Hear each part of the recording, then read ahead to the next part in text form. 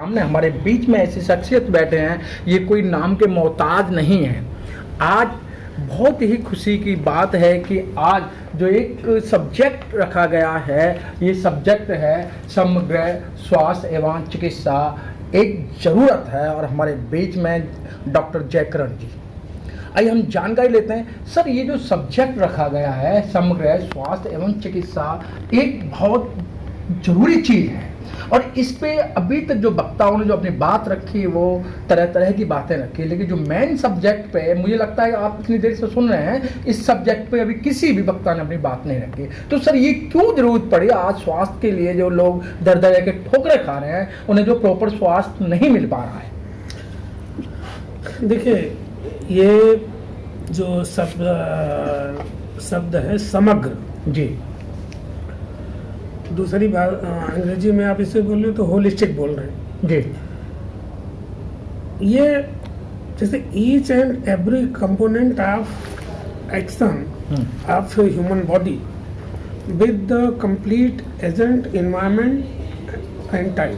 जी, मतलब ये कि जैसे एक पर्टिकुलर टाइम पे, जैसे मान लीजिए आज की तारीख है, जो भी महीना है, जो भी टाइम गर्मी का है, जाड़े का है, इस जो टाइम और क्लाइमेट का जो रिश्ता है ह्यूमन बॉडी के साथ, इन सभी का जब हम एक टोटलिटी में देखते हैं जी, जैसे पानी कितने बार पिया, धूप में गए कि नहीं गए, दवाई खाई कि नहीं खाई, तो एवरीथिंग आप कैलकुलेट करते हो in totality, then whatever comes out is the comprehensive package and that comprehensive package is called समग्र जी।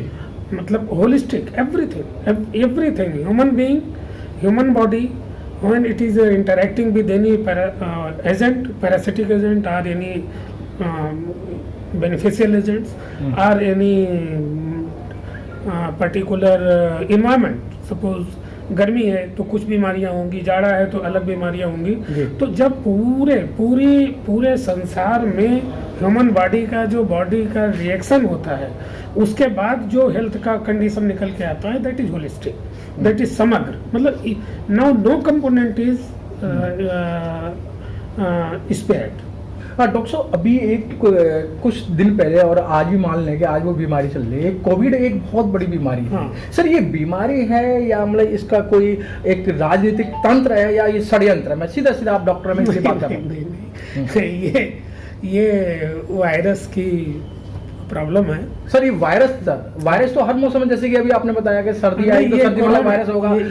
ये कोरोना का वायरस है जी। ये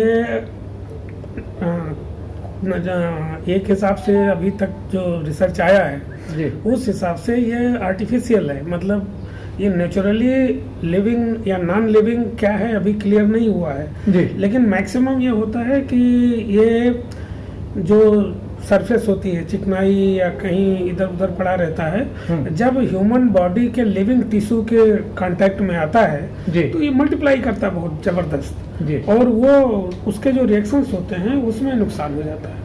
तो डॉक्टर साहब, जिस तरीके से देखा गया कि पूरे भारतवर्ष में, विश्व में ये बीमारी फैली, लेकिन सर जो ये बीमारी है, जो इसके जो सिम्टम्स हैं, वो अभी तक आप जैसे जो बुद्धिजीवी जो डॉक्टर हैं वो भी इसको शायद, मैं सीधी बात करूं कि वो नहीं बता पा रहे हैं कि सिम्टम क्या है। अगर खांसी है तो खांसी की दवाई देनी पड़ेगी, अगर पेट में दर्द तो पेट की दवाई देनी पड़ेगी, अगर फीवर तो फीवर की दवाई देनी पड़ेगी। लेकिन इतनी बड़ी बीमारी जो लाइलाज कर दी गई और लोगों की बहुत बड़े पैमाने पर डेथ हुई। सर, हाँ देखिए, इसमें जो डेथ्स हुई हैं वो साइटोकाइन स्टॉर्म से हुई है। साइटोकाइन स्टॉर्म एक वर्ड है जी, अंग्रेजी का, हिंदी का तो अभी हमें मालूम नहीं है, लेकिन ये जो साइटोकाइन स्टॉर्म होता है ये एक हिसाब से डिफेंस मैकेनिज्म जब हमारी डिफ्यूज हो जाती है, वीक हो जाती है, तो जो एक टाइप का सेलुलर मेडिएशन की जो ह्यूमरल एक्टिविटी होती हैं वो ओवरफ्लो कर जाती है, एकदम स्टॉर्म टाइप का, उनके लिक्विड टाइप का जैसा फ्लूइड पैदा हो जाता है, वो पूरे लंग से ब्लॉक हो जाते हैं, तो उसमें से फिर सांस लेने में बड़ी दिक्कत होती है। अच्छा डॉक्टर, एक सच्चाई यह भी है कि जिस समय भारत की राजधानी दिल्ली है और दिल्ली के अंदर, या मैं सीधा लखनऊ की बात करूं या अन्य जगह की बात करूं, ये जो देश ऑक्सीजन बना रहा है और एक तरफ ये किल्लत आती है कि देश के अंदर ऑक्सीजन नहीं है। देखिए, ऐसा है कि ऑक्सीजन तो जनरली रहती ही है हॉस्पिटल्स में, लेकिन इस बार इतनी ज़्यादा एपिडेमिक ज़्यादा हो गई कि उससे जो ज़रूरत है वो बहुत ज़्यादा पड़ी, तो उस ज़रूरत के हिसाब से कम पड़ी ऑक्सीजन। लेकिन यह है कि बाद में अरेंजमेंट हुआ और लोगों ने उसको की। अच्छा डॉक्टर साहब, एक चीज़ और भी देखने के लिए मिला कि जिस समय ये कोरोना की बीमारी थी, जो ऑक्सीमीटर वगैरह जो थे, क्योंकि मैं एक रिपोर्टर हूँ और खुरापात सिर्फ आती है, उस ऑक्सीमीटर को मैं उंगली में नहीं लगाकर मैंने एक पेंसिल में लगाया और पेन में लगाया, वो फिर उसकी काउंटिंग दे रही है। देखिए ऐसा है कि ये जो वर्ड हमने रखा है समग्र, जी, समझदारी नहीं, समझदारी तो अलग है। समग्र में पूरी एवरीथिंग इज इंक्लूडेड। जब जैसे होता ना कि घर में आप किसी को दावत पे बुलाते हो, तो कभी एक आदमी छूट गया, कभी दो आदमी छूट गया, तो वो समग्र नहीं है, वो कॉम्प्रिहेंसिव है। लेकिन जब ईच एंड एवरीथिंग, गांव में देहात में कहते चुलिया उखाड़, पूरा खानदान जब जाता है तो इसका मतलब होलिस्टिक हुआ, पूरा हुआ। तो उसी तरह तो एनवायरमेंट के, एजेंट के और जितने भी फैक्टर्स हैं सभी का reaction with human body in totality जब हम उसको देखते हैं, दैट इज समग्र। तो अभी जो आपने कहा कि मैनेजमेंट की बात कर रहे थे ना, ऑक्सीजन की, उन सब चीज़ों की, तो ये सारी चीज़ें तो समग्रता में देखनी पड़ेगी। मान लीजिए 10 मरीजों को ऑक्सीजन की ज़रूरत पड़ती है, ज़्यादातर रूटीन में 10, 20, 50 जितनी पड़ती है उतना अस्पताल के पास अरेंजमेंट रहता है। लेकिन उनकी जगह आप 1000 मरीज आ गए तो फिर उनमें सप्लाई कम पड़ जाती है। तो अब ये है कि ये एक इमरजेंसी थी, किसी तरह मैनेज हुई, लेकिन बेस्ट तरीका जो आज हमने इंटीग्रल का, नहीं सर, सीधी अगर मैं बात करूँ जो डेथ हुई है वो प्रॉपर इलाज न मिलने के कारण हुई है। देखिए कुछ कह नहीं सकते आप, बहुत सारी चीज़ें जहाँ पे ऑक्सीजन सप्लाई की ज़रूरत थी और वहाँ नहीं मिली तो उसमें डेथ हो गई, तो उसको तो यही माना जाएगा।